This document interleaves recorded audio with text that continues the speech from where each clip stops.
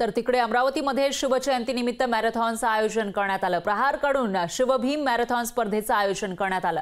आमदार बच्चू कडूंनी या स्पर्धेला हिरवा झेंडा दाखवलेला आहे आणि या स्पर्धेमध्ये मोठ्या संख्येने चिमुकले सहभागी झाले। त्याचबरोबर जे थोर मोठे सर्वच जण अबाल वृद्ध यामध्ये सहभागी झाल्याचं आपल्याला पाहायला मिळतंय। तर आमदार बच्चू कडू मशाल घेऊन या मॅरेथॉन मध्ये चालताना आपल्याला दिसून येत आहेत।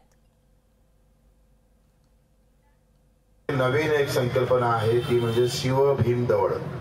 शिवभीम दौड मध्ये मॅरेथॉन मध्ये एक विचार आहे, त्याचा आचरण आहे आणि मग विचार असा आहे की या देशातल्या जाती धर्माच्या लढाया थांबून आमच्या शेतकरी कष्टकरी कामकरी मजूर आणि शेतकऱ्याची लढाई पुन्हा मजबूत झाली पाहिजे।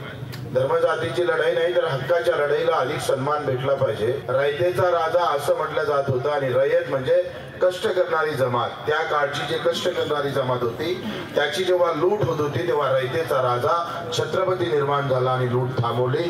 ती लूट आताही चालू आहे। ती लूट थांबवण्यासाठी ही दौड आहे, ही शर्यत आहे, ही स्पर्धा आहे।